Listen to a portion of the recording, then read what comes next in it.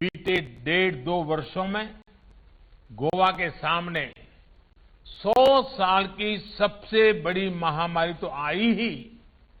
गोवा ने भीषण साइक्लोन और बाढ़ की विभीषिका को भी झेला।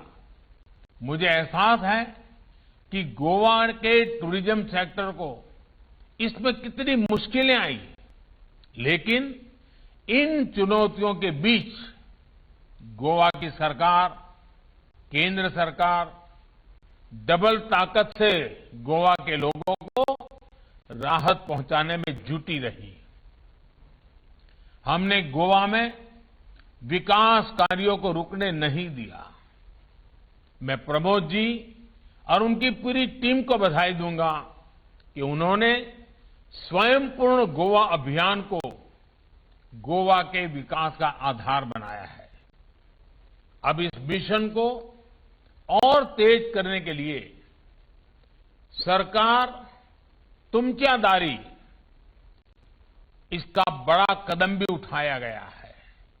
साथियों, ये प्रो पीपल, प्रोएक्टिव गवर्नेंस की उसी भावना का विस्तार है जिस पर बीते 7 वर्षों से देश आगे बढ़ रहा है। ऐसी गवर्नेंस जहां सरकार खुद नागरिक के पास जाती है और उसकी समस्याओं का समाधान करती है। गोवा ने तो गांव के स्तर पर, पंचायत के स्तर पर, जिला स्तर पर एक अच्छा मॉडल विकसित कर लिया है।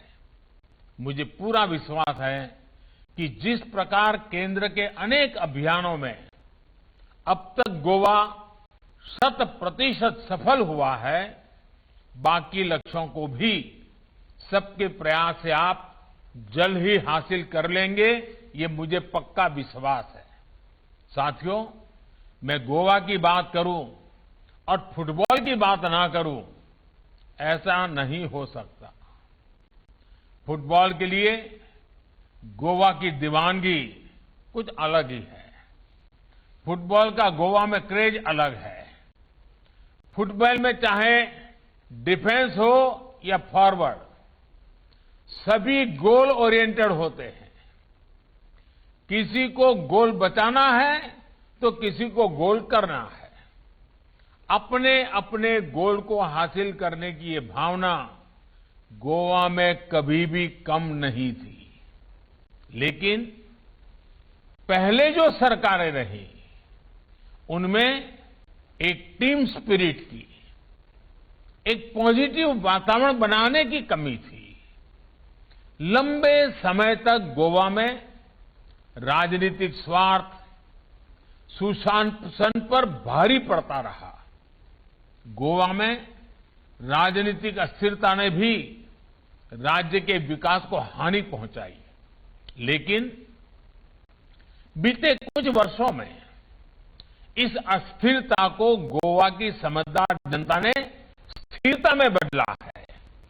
मेरे मित्र स्वर्गीय मनोहर पर्रिकर जी ने गोवा को तेज विकास के जिस विश्वास के साथ आगे बढ़ाया, उसको प्रमोद जी की टीम पूरी ईमानदारी से नई बुलंदियां दे रही है। आज गोवा नए आत्मविश्वास से आगे बढ़ रहा है।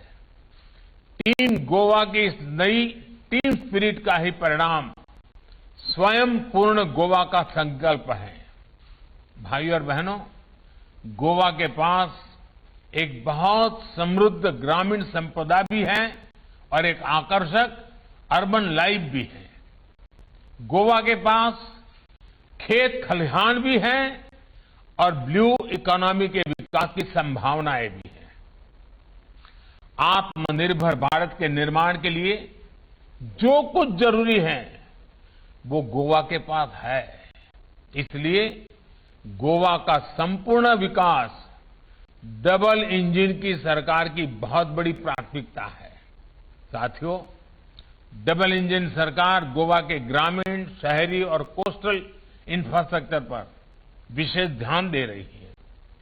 गोवा का दूसरा एयरपोर्ट हो, लॉजिस्टिक हब का निर्माण हो, भारत का दूसरा सबसे बड़ा केबल ब्रिज हो, हजारों करोड़ रुपए से बने नेशनल हाईवे का निर्माण हो, ये सब कुछ गोवा की नेशनल और इंटरनेशनल कनेक्टिविटी को नए आयाम देने वाला है।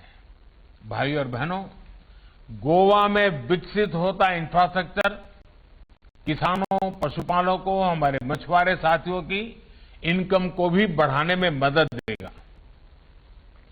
ग्रामीण इंफ्रास्ट्रक्चर, इसके आधुनिकीकरण के लिए इस वर्ष गोवा को मिलने वाले फंड में पहले की तुलना में 5 गुना वृद्धि की गई है। गोवा के रूरल इंफ्रास्ट्रक्चर के विकास के लिए केंद्र सरकार ने 500 करोड़ रुपए गोवा को आवंटित किए हैं। इससे कृषि और पशुपालन के क्षेत्र में गोवा में हो रहे काम को नई गति मिलेगी। साथियों, किसानों और मछुआरों को बैंक और बाजार से जोड़ने के लिए जो योजनाएं केंद्र सरकार ने बनाई हैं, उनको जन जन तक पहुंचाने में गोवा सरकार जुटी है। गोवा में बहुत बड़ी संख्या छोटे किसानों की है। ये या तो फल सब्जियों पर निर्भर है या फिर मछली के व्यवसाय से जुड़े हैं। इन छोटे किसानों को, पशुपालकों को, मछुआरों को आसान बैंक लोन एक बहुत बड़ी चुनौती थी। इसी परेशानी को देखते हुए किसान क्रेडिट कार्ड की योजना का विस्तार किया गया है।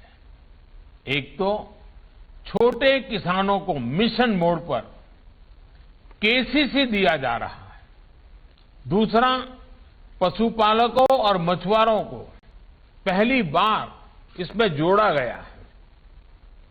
गोवा में भी बहुत कम समय में सैकड़ों नए किसान क्रेडिट कार्ड जारी किए गए हैं और करोड़ों रुपयों की मदद की गई है। पीएम किसान सम्मान निधि से भी गोवा के किसानों को बहुत बड़ी मदद मिली है। ऐसे ही प्रयासों के कारण अनेक नए साथी भी खेती को अपना रहे हैं। सिर्फ 1 वर्ष के भीतर ही गोवा में फल सब्जियों के उत्पादन में लगभग 40% की वृद्धि हुई है।